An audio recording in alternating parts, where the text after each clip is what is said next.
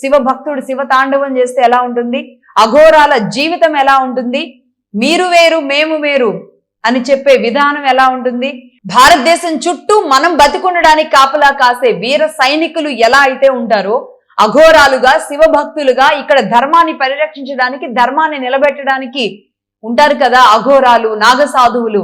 అలాంటి వాళ్ళందరూ both are not same అని చెప్తూ ఉంటారు కదా బాలకృష్ణ గారు.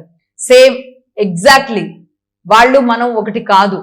వాళ్ళు శైవాన్ని అంటే శివతత్వాన్ని అందిపుచ్చుకొని శివుడి కోసం భక్తి కోసం భారతదేశం కోసం భగవంతుడి కోసం భరత నేల మీద బోర్డర్లో వీళ్ళు కూడా అలాగే ఉన్నారు. ఇదే హిమాలయాల్లో ఇలాంటి గొప్ప వాళ్ళ అందరినీ చూయిస్తూ వారు తలుచుకుంటే ఏం చేయగలరో, దేశం లోపలికి వస్తే ఇలాంటి రాక్షసుల్ని దేశం లోపల ఎలా వేయగలరో చెప్పింది అఖండ.